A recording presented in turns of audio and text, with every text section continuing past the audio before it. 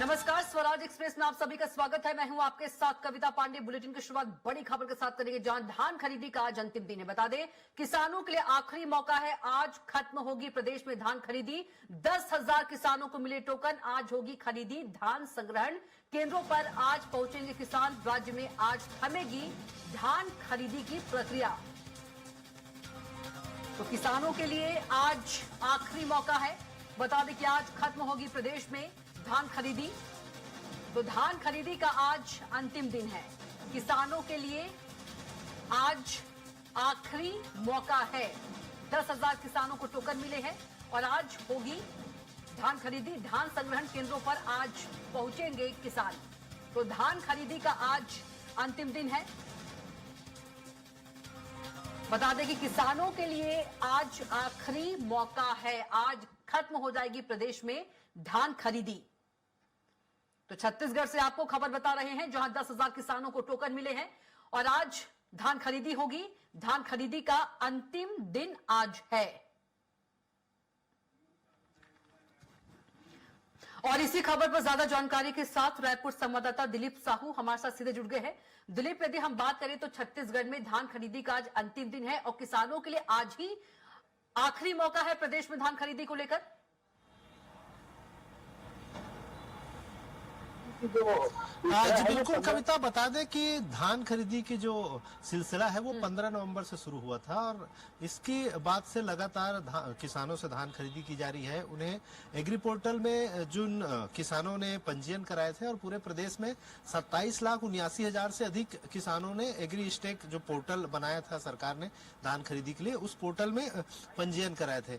उनमें से लगभग 26 लाख किसानों ने धान बेच चुके हैं अपने। इस तरह की जानकारी आ रही है। करीब 1.5-2 लाख किसान ही हैं जो नहीं बेचे हैं। ये पिछले साल के भी इसी तरह के आंकड़े थे। करीब 91% किसानों ने धान बेचे थे पिछले बार जो पंजीकृत कराए थे उनमें से। इस बार भी करीब 92% किसान धान बेच चुके हैं।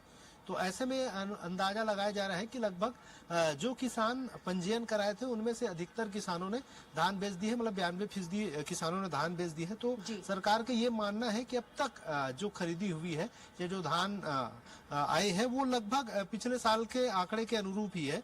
इसी तरह ये अनुमान लगाया जा रहा है। हालांकि विपक्ष की ओर से और कई किसान संगठनों की ओर से धान खरीदी की तारीख है वो बढ़ाने की लगातार मांग कर रही है और कहा जा रहा है कि बहुत सारे किसान धान बेचने से अभी भी वंचित रह गए हैं। उन्हें भी मौका मिलना चाहिए, क्योंकि पोर्टल में लगातार जो टोकन की प्रक्रिया अपनाई गई थी उससे कहीं न कहीं बहुत सारे किसानों को दिक्कतों का सामना करना पड़ा था। हालांकि सरकार ने बाद में इसमें सुधार किया था।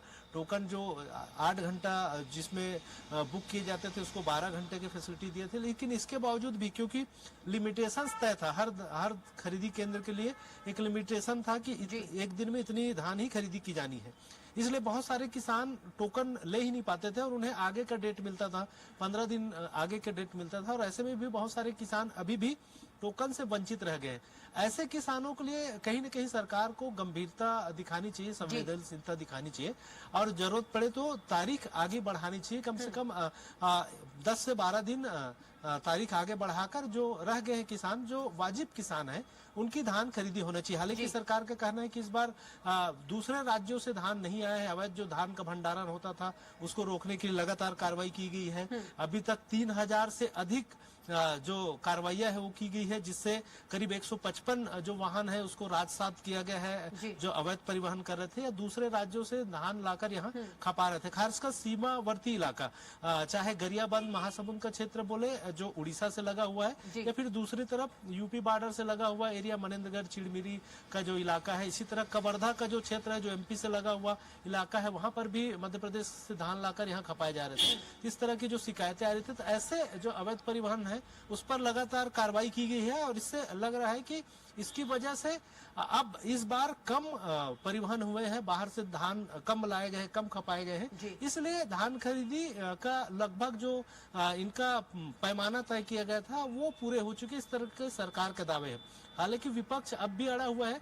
विपक्ष का कहना है कि अभी भी बहुत सारे किसान हैं, लाखों किसान हैं, 4 से 5 लाख किसान ऐसे हैं जिनके धान बेच नहीं पाए हैं वो समय पर, और उनसे धान खरीदी करनी चाहिए सरकार को और उसके लिए समय सीमा बढ़ाई जानी चाहिए। अब देखना होगा सरकार इसको लेकर किस तरह से कदम उठाती है। हालांकि कल ही सीएम विष्णुदेव साय इस मामले में अपने बयान दिए थे। उनका कहना था कि किसानों की लगभग सभी धान खरीदी जा चुकी है और सरकार किसानों के प्रति प्रतिबद्ध है। लगभग 30,000 करोड़ रुपए धान खरीदी के एवज में, समर्थन मूल्य के एवज में किसानों को दिया जा चुका है, क्योंकि सरकार ने, केंद्र ने जो समर्थन मूल्य तय किया था 2300 से 2400 रुपए प्रति क्विंटल, उसके दर से तत्काल भुगतान किया है किसानों को। और जो अंतर की राशि है, क्योंकि राज्य सरकार ने तय किया था कि 3100 रुपए प्रति क्विंटल की दर से धान का जो दाम है वो दिया जाएगा समर्थन मूल्य पर।